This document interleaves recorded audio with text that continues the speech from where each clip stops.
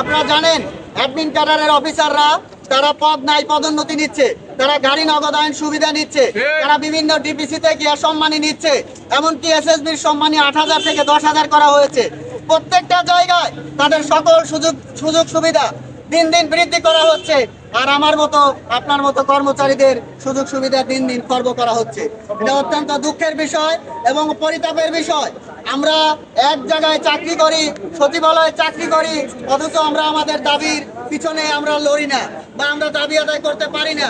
আপনারা দেখেছেন মাঠ প্রশাসনের যারা আছে, এই যে নার্স বলেন, এই যে রেলওয়ের কর্মচারী বলেন বা সিকিউরিটি গার্ড বলেন, প্রাইমারি স্কুলের টিচার বলেন, প্রত্যেককে বিভিন্ন জায়গা থেকে এসে সচিবালয় এবং তার পাশে আন্দোলন করে তাদের দাবি আদায় করে নিয়ে গিয়েছে।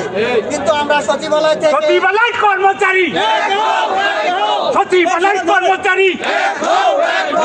আমরা চাই যে আমরা যদি পদবি পরিবর্তন, আমার পদোন্নতির কোটা সংরক্ষণ, টাইম স্কেল সিলেকশন গ্রেড পুনর্বহল এবং আমাদের রেশন সুবিধা সহ সচিবালয় ভাতা এবং অন্যান্য যে সকল সুযোগ সুবিধা আমরা বারবার চেয়ে আসছি।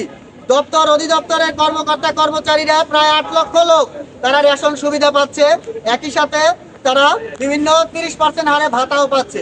সচিবালয়ের মতো জায়গায় আপনি চাকরি করেন, আপনার হাত দিয়ে এসব সুযোগ সুবিধা তারা নিয়ে যাচ্ছে, কিন্তু আপনাদের দেখে দেখে খালি চোখের পানি ফেলছেন, আর কিছুই বলতে পারছেন না। আমরা চাই এই সকল সুযোগ সুবিধা সবার জন্য সমানভাবে প্রয়োগ করা হোক। বাইরের লোকজন পাইলে কেন সচিবালয়ের লোকজন পাবে না?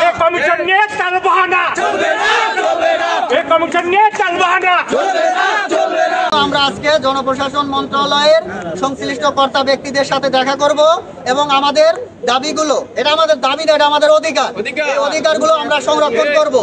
একই সাথে আমাদের যে পদবি পরিবর্তনের একটা মিটিং হয়েছে, এরপরে আর কোনো মিটিং হয়নি, তাই সচিবালয়ের কর্মচারীরা সবাই শঙ্কিত। আমরা চাই দ্রুত এই মাসের মধ্যে আমাদের পদবি পরিবর্তনের চূড়ান্ত রেজাল্ট আমরা দেখতে চাই। আমরা চাই জনপ্রশাসন মন্ত্রণালয় সংশ্লিষ্ট কর্তা ব্যক্তিদের ঘেরাও করার জন্য, কারণ তাদের সুযোগ সুবিধা, তাদের পদোন্নতি দিনে দিনে হয়ে যায়, শুক্রবারে হয়ে যায়, শনিবারে হয়ে যায়। আমাদের এই দাবি নিয়ে 24শে আগস্টের পর থেকে আমরা দীর্ঘদিন বা যাবৎ তাদেরকে বলে আসছি, তাদেরকে অনুরোধ করে আসছি, কিন্তু কেউ কর্ণপাত করছে না। জনপ্রশাসন সচিব মহোদয় আমাদেরকে বলেছিল আপনাদের এই দাবিগুলো অতি সত্বর আমরা বাস্তবায়ন করব, কিন্তু সেই দাবির আমরা কোনো বাস্তবায়ন এখনো লক্ষ্য করিনি। আমরা আর বসে না থেকে আমরা আমাদের কর্তা ব্যক্তিদের সাথে দেখা করে সচিবালয় কেন্দ্রিক যে পদনাম সেটা দ্রুত করার জন্য যে যে পদক্ষেপ নেওয়া দরকার তাদেরকে নিতে অনুরোধ করব। তা না হলে আমরা সচিবালয়ে আবার সেই মহাসমাবেশের ডাক দেব।